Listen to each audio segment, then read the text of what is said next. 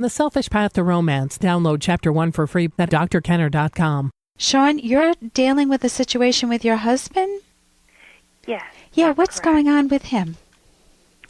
Or with you? Well, it's more with me. Yeah, I just realized that. Yeah, it's with me. I just experience an enormous amount of stress and tension in his presence frequently. Okay. Where I just,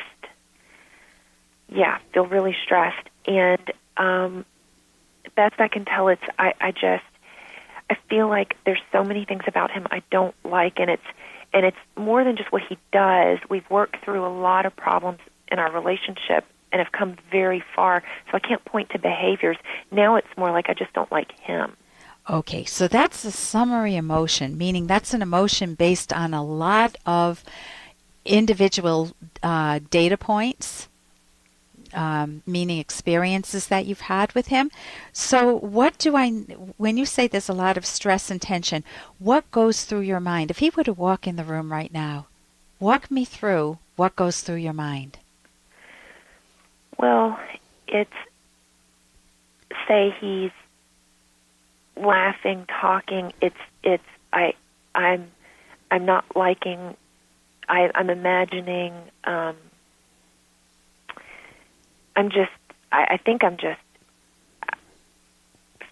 don't like the way he talks, the way he interacts, the way he laughs, the way I feel he's very egotistical and sort of his attitude seems very harsh.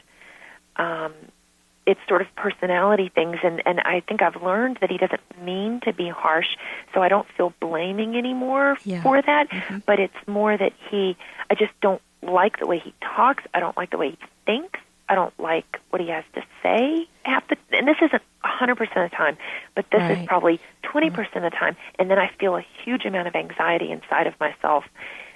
Okay, so anxiety is your signal that that something in the future is uncertain. Like, what direction do you go now? Do you divorce him? Have you talked about that? Do you try to stay with him and grin and bear it? How many years have you been married?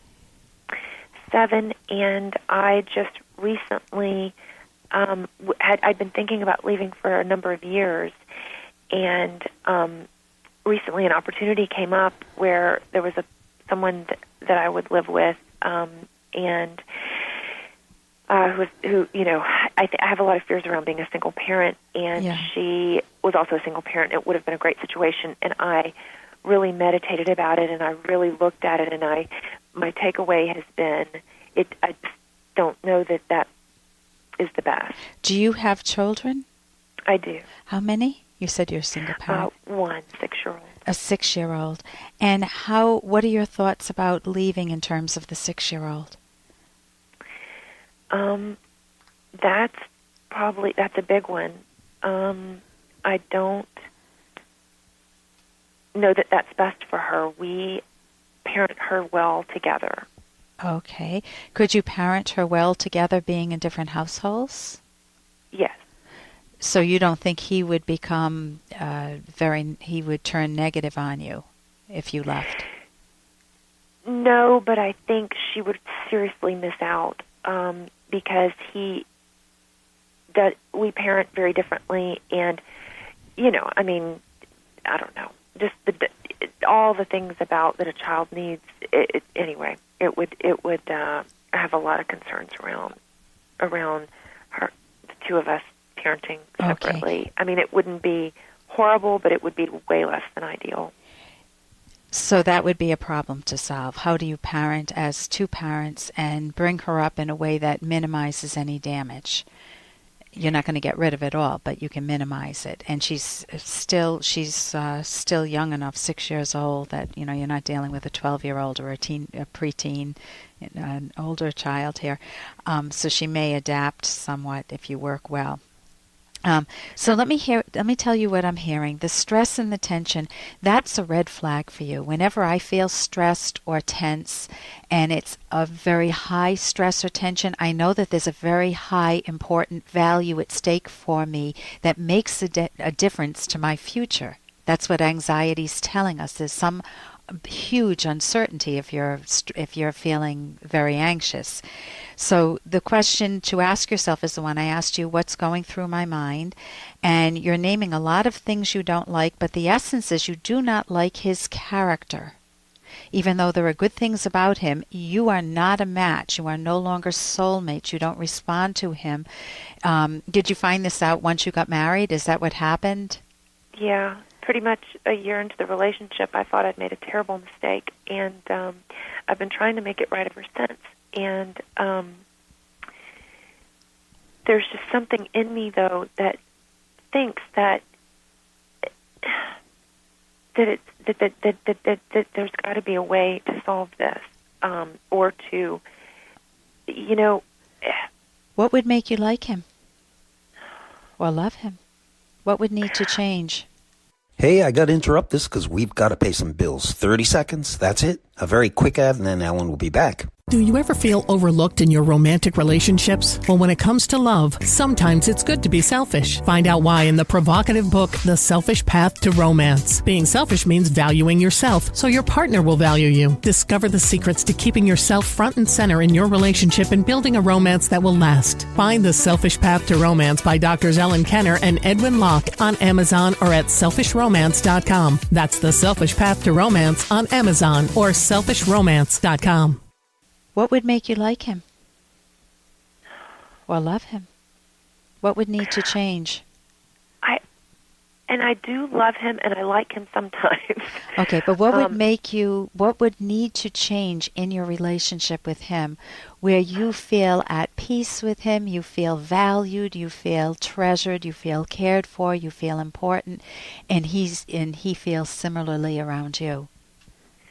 Dr. Kenner, I don't know. That is a very good question. I asked myself for years and years and after, and he's changed, and he's changed, and he's changed, and he's changed, and we've changed, and we've improved all these areas. Yeah. Is there anybody else in the picture? Have you been attracted to another man that seems to promise more? Well, so that we went through a lot of problems, and so 3-4 years ago, I was there. Well, I was unfaithful. We were very distant. And you had an affair with someone. I'm noticing we have like 30 seconds left. So okay. But the point is that I imagine I'd be happier with someone else, but I can't know that's true. So that's one of the reasons I haven't left. How do I know I wouldn't feel this way with someone else? You need to, if you could get out paper and pencil and a shredder, or a pen and a shredder, and write down all these different aspects. You need to be able to put on paper the way you're feeling, because you have too many different thoughts. You can feel that it's overwhelming. So you could write down, why do I want to leave? What don't I like about him? What would need to change?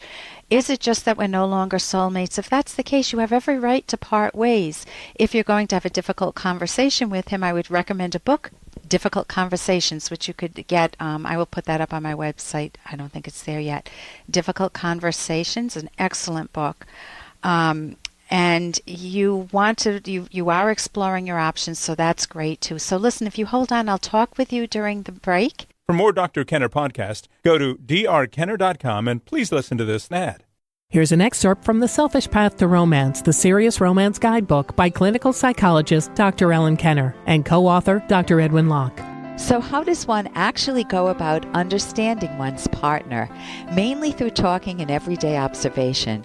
Partners also communicate by touching, and for the more eloquent ones, by writing romantic letters or poems. Of course, saying that partners should communicate is not an original idea. It's in virtually every book on love ever written. But it is amazing how many couples have problems in this realm. Many partners don't make communication a conscious priority. Some feel their loved one should just know what they're thinking. Communication can be undermined by fear, and partners may lack communication skills. You can download Chapter 1 for free by going to drkenner.com. And you can buy The Selfish Path to Romance at amazon.com.